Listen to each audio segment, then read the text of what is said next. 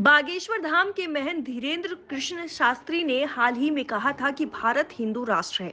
भारत हिंदू राष्ट्र था और हिंदू राष्ट्र ही रहेगा, बस घोषणा की आवश्यकता है। इन सब के बीच आज दिल्ली के जंतर मंतर पर बाबा बागेश्वर के समर्थन में धर्म संसद का आयोजन किया गया।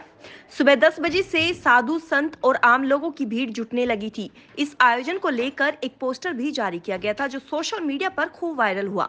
इस बीच बागेश्वर धाम धीरेन्द्र शास्त्री की सुरक्षा को लेकर Z+ सिक्योरिटी की भी मांग की गई है और भारत में हिंदू राष्ट्र की स्थापना हो, इसकी भी मांग की गई है।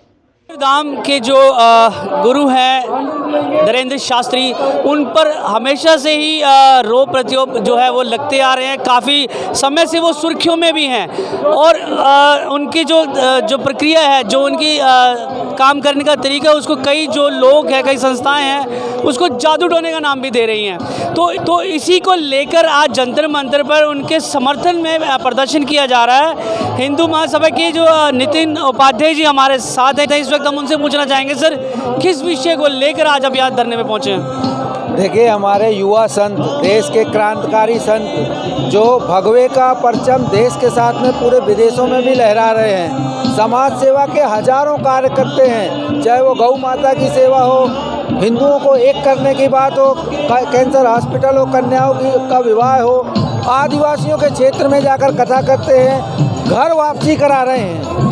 तो उनके खिलाफ जो ये एक मोर्चा खोला गया है, उनको बदनाम करने का, उनके खिलाफ साजिश रचने का, जैसे हमारे पहले भी संतों के साथ किया है, उसके विरोध में हम लोग उनके साथ खड़े हैं। और देश का 100 करोड़ हिंदू बागेश्वर धाम सरकार के साथ में है, चाहे कोई कुछ भी साजिश कर ले। अब हम पीछे नहीं हटेंगे। एक समय था कि संतों को जेल में डालना, उनके ऊपर फर्जी मुकदमे लगवाना, ये जो चला आ रहा है ये बंद होना चाहिए। और बागेश्वर धाम सरकार क्या गलत कहते हैं? यही बोल रहे हैं ना कि भारत को हिंदू राष्ट्र बनाना है। अरे भारत तो हिंदू राष्ट्र था। 1947 में जो काम नहीं हुआ वो आज की सरकार से मांग कर रहे हैं करने की। बागेश्वर धाम सरकार बोलते हैं कि हिंदू एक हो जाओ, कौन सा गलत बोलते हैं? बागेश्वर धाम में ना कोई जात पात है, ना कोई भेदभाव है। और हमारे परम ग्रंथ रामायण में लिखा है कि राजघाट बहुविधि पर सुंदर, मंजई जहाँ वरन चारों नर, मतलब चारों वर्ग के लोग, ब्राह्मण क्षत्रिय शूद्र वैश्य, भगवान राम के राज में एक ही घाट पर स्नान करते थे। कोई भेदभाव नहीं था। अगर भेदभाव जात पात होती तो भगवान राम सबरी के जूठे बेर ना खाते। अगर भेदभाव होता तो जटायु को पितामह नहीं बनाते।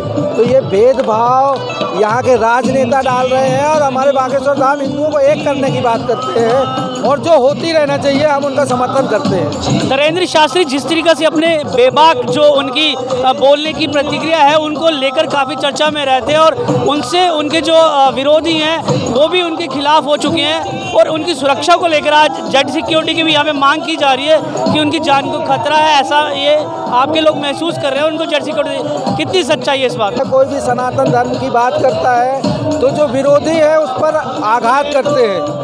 देखिए, हमारे हिंदू धर्म में हम किसी धर्म की बुराई नहीं कर रहे, लेकिन हम हमारे हिंदुओं को एक करने की बात कर रहे हैं कि हम हिंदुओं को एकत्रित कर रहे हैं। बागेश्वर धाम सरकार को निश्चित रूप से उनकी जान का खतरा है। और अखिल भारत हिंदू महासभा, तो आप देख सकते हैं जिस प्रकार से यहाँ पे लोग मौजूद हैं, उनका भी यही कहना है कि जिस तरीके से जो शास्त्री जी हैं वो सुर्खियों में हैं और जो उनके जो विरोधी लोग हैं उनसे उनकी जान को खतरा है, इसलिए उनको Z सिक्योरिटी मिले, इसके लिए ये जो है प्रदर्शन किया जा रहा है। कैमरामैन निगम पांडे के साथ मैं अरुण कौशल, दिल्ली।